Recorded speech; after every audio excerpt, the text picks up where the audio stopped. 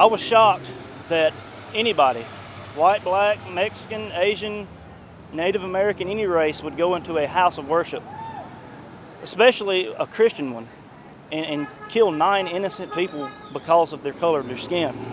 And then I was enraged because not only did he do it, but then he had a flag, a Confederate flag.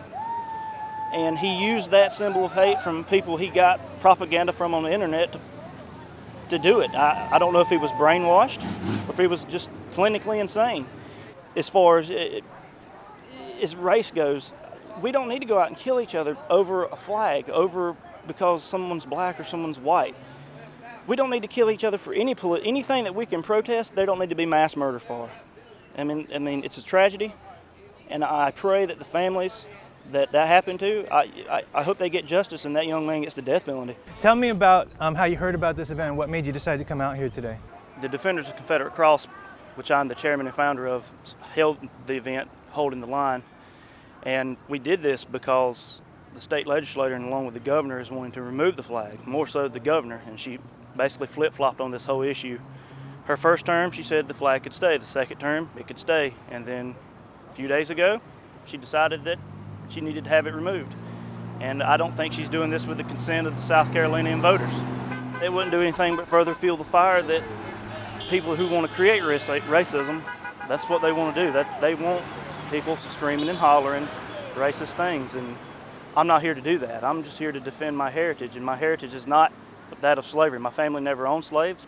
I don't have any slaves. Only at the time of the war between the states, or the Civil War, only 6% of the whole United States at the time before secession owned slaves. 6%. Yesterday, the Supreme Court upheld homosexual marriage.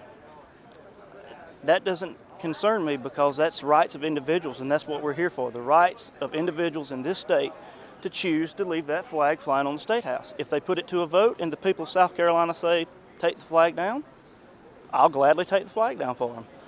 If the people of South Carolina say, leave it up, then I don't see the problem with leaving it up.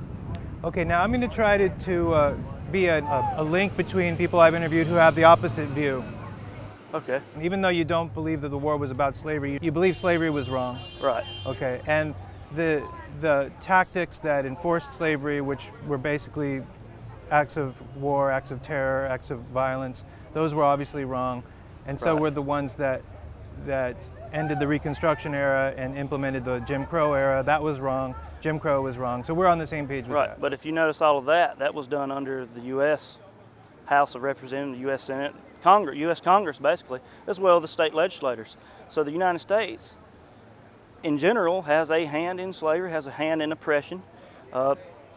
Face it, back when this country was first formed, before it was called the United States, when the Quakers, the Salem witch trials and all that, they suppressed people who didn't believe in that form of religion.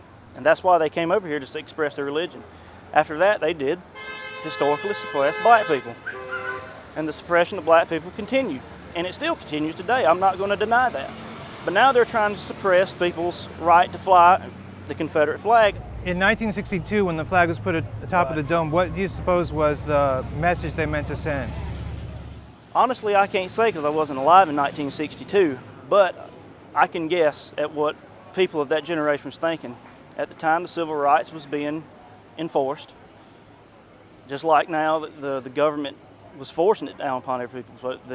And I think South Carolina did it in basically saying, well, we have to allow it because it's federal law. Well, we're putting this flag up in defiance, which is what we're doing now. They want us to take it down. We're going to do this in defiance of that tyranny and oppression. In '62, the expression is we oppose equal rights for African Americans. That's right.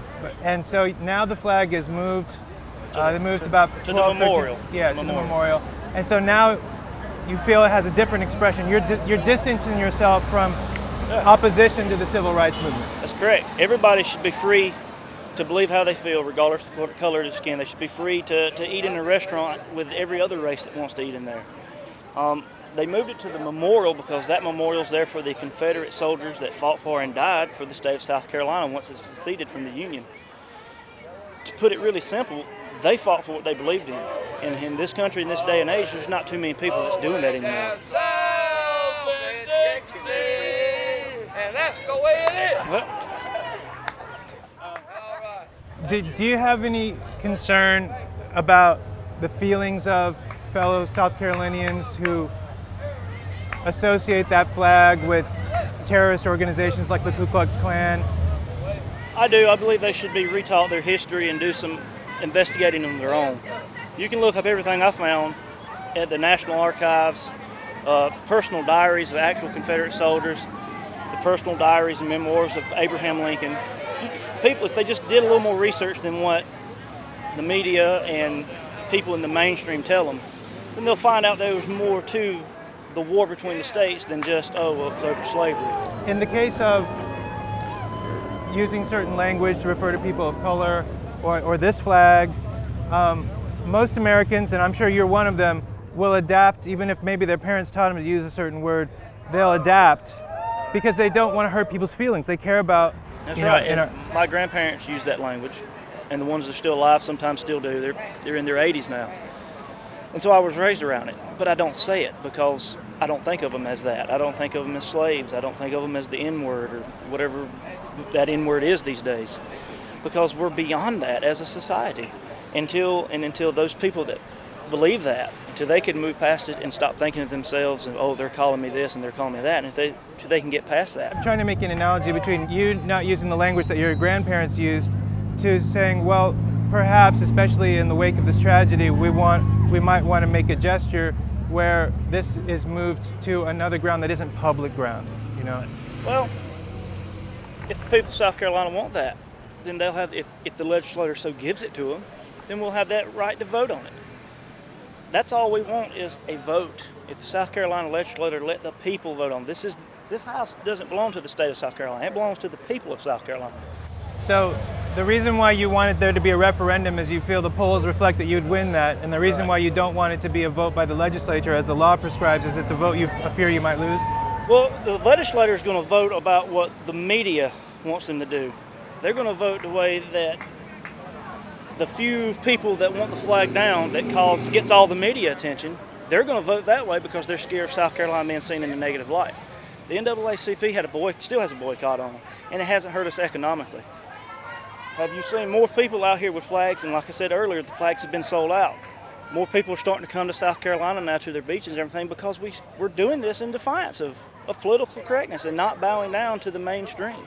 And that's just what we do down in the South. We don't like stuff being forced on us. If they came to us over a period of years and said, would y'all like to take the flag down? Maybe there'd be progress there. I'm not sure. But to demand it all of a sudden because of the acts of one lunatic.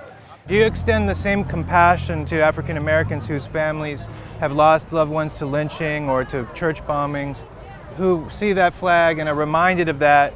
I heard a woman interviewed on the radio saying that she saw this flag on the beach. She gathered up her children and ran away, afraid that something bad was going to happen to them. Do you extend that same sympathy that you do to the victims of Islamic terrorism? Yeah, I extend their right to view things that way. I extend they're allowed to believe that. I mean compassion, yeah, not a right. I feel compassionate for them, but at the same time, you see all these flags out here today, and you've heard opposition hollering and doing their thing. And there's no physical fight started out. The shooting hasn't started. There's not going to be any shooting. So to say because someone's flying a flag that you don't agree with, and you're afraid of it, is ridiculous. I mean, this flag didn't do the shooting in that church. An individual with a psychotic mind did it. The gun didn't fire itself. A psychotic man with a gun fired it. And the list goes on and on. You can say that if somebody has a tattoo of a Confederate flag and robs somebody at knife point, that the Confederate flag made them do it is ridiculous. I mean, what makes people do that is evil intentions.